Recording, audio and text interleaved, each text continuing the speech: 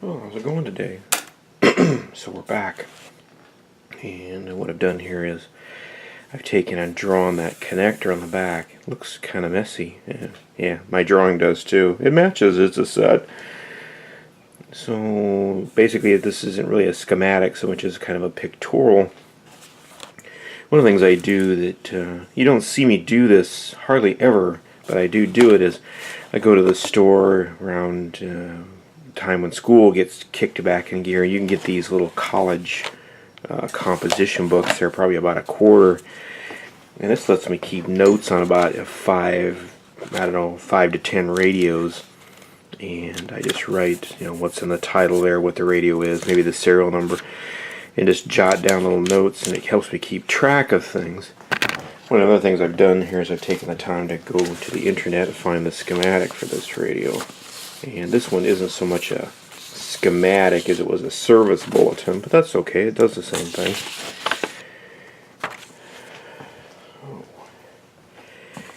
One of the things I've sat down and done here is I've kind of went through the radio and I've highlighted all these caps with just a highlighter. You can get a highlighter set at the dollar store.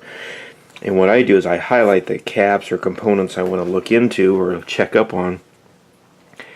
I highlight them with a light color, and as I check them or tick them off, then I go back with a darker color, and it helps me keep track of things. And I'll keep this with the notebook later or put it in a file folder and label it.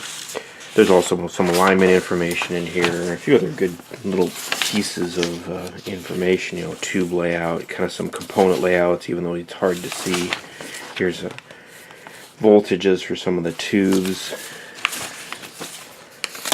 And that's a duplicate. And here's the rest of the schematic. So there's quite a few caps. There's over 20 caps in here that I want to look into and take a look at.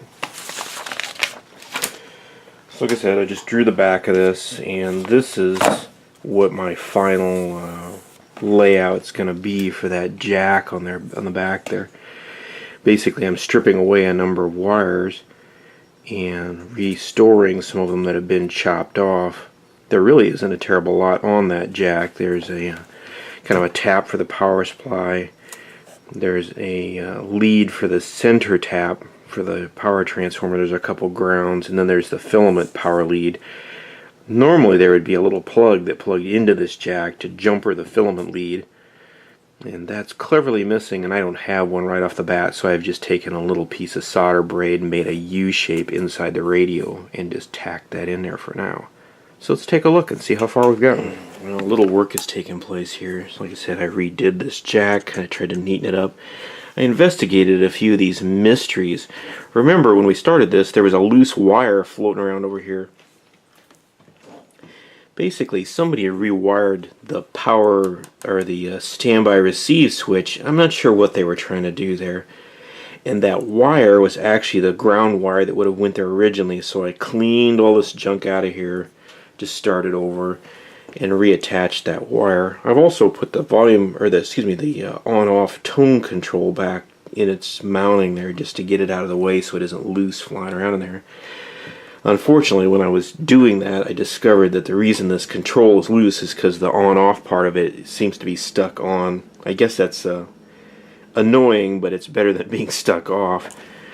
To get going here, I replaced this noise filter cap, and what I did here was I just clipped the cap loose, wound a little pigtail on the new cap, and just slid it into place and soldered it. It kind of makes a nice connection. It's not the most beautiful connection in the world. It's not my normal MO. Yep. My normal MO is to kick the camera. We'll just leave that in. My normal MO is to completely clean all this wiring off and start over, but I just did this to show or demonstrate how you could do this without having to go to a lot of trouble. And what else did we do here? I have had this on, and when I was testing it, I did discover that this audio coupling cap from the kind of the driver stage to the power amp stages, the electricity or the plate voltage from one side to the other is leaking there, so it's throwing that bias off. That's kind of a no-no. It's a little hard on the output tube. So just temporarily I grabbed an old cap off a junk table thingamajig there, I don't know, whatever you want to call it, and just tacked it in there. So we're ready to go here. So since the on-off switch is broke, the radio is actually heated up and ready to go. All we got to do is throw the power switch here, or the standby switch. Oh, well, we still need some work apparently. So let's see what we can do to fix that up. So if you sit down and look at your radio, basically you can break it up into a lot of little blocks, hence the term block diagram. And one of the more important, almost probably the most important block, is the power supply. Without a power supply, or a good stable power supply, the rest of the radio can become useless very quickly. So what we're going to do here is just temporarily bubblegum this electrolytic cap into place here. And more than likely, we got another one here. More than likely, the electrolytic cap on the deck over here up on the top is all dried up. So let's try this again. Now that noise we heard is with the volume control down, so let's try again. Oh, here we go. Are you guys going? No.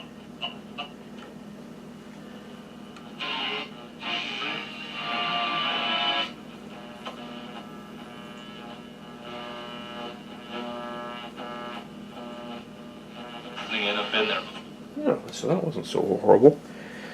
So it appears quite a few things are working. Now, I did cheat a tiny bit. I also, remember that resistor that was broke? The one up here you can't see. I sat down with a schematic and determined that was a 12K resistor. Well, we did just do some quick checks in here. And one of my checks took me over to a couple weird things that I don't understand. Well, maybe this was some repair, or I'm not sure what this is, but there are two resistors in parallel here. The schematic shows that this is supposed to be 10K. My measurement showed it was more like 2K, so obviously something was horribly wrong there. So I basically just took one of those resistors out of the circuit. It's at about 7K now. Not perfect, but it is close enough. Well, what else do we got to do here? And my journey has also taken me up here. Up here, this is the kind of the pre-selector antenna matching. This is the RF amp, and this is the local oscillator. There are little compartments here. I don't know if you can see this or not, but there's a resistor here. Actually, there are two resistors. Somebody's paralleled up another resistor there to fix some problem, so we'll have to investigate that. So far, things are swimming along nicely. I got this all up and running, and we're kind of, well, we were enjoying it. I love the intensity side. There we go. So that's just the broadcast band. Maybe we can whip over to the amateur band and see if we can hear some hams.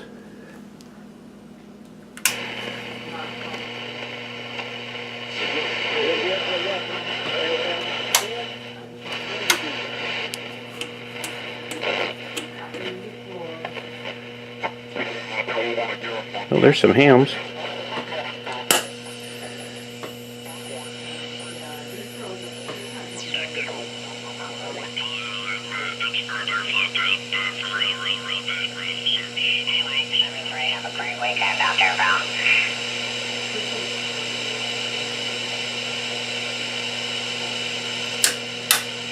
Oh, it's not too bad for just a little tiny.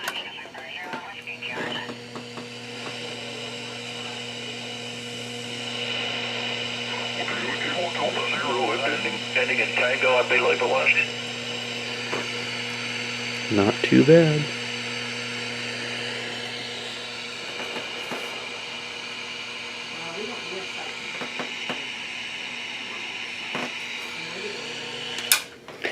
So another thing we've done here is replace that rectifier tube with a proper rectifier tube. I've also set the universal transformer for 130 volts mains, which means that the power supply is a little teeny bit low, which is just fine. Oop, I got a light bulb to replace, I didn't notice that. A couple other things I've done. I kind of cleaned the chassis up a little bit. I put some contact cleaner on these little wipers. Right here, this control, the tuning was very, very scratchy in some places. Yeah, and what can I say? Okie dokie. Well,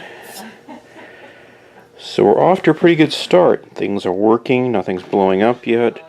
So let's do a little more preventive maintenance and kind of get things stabilized a little bit. Maybe we'll get these filter caps kind of fixed in there. And see what other sorts of things we need to do. Anyway, take it easy. Have a groovy day.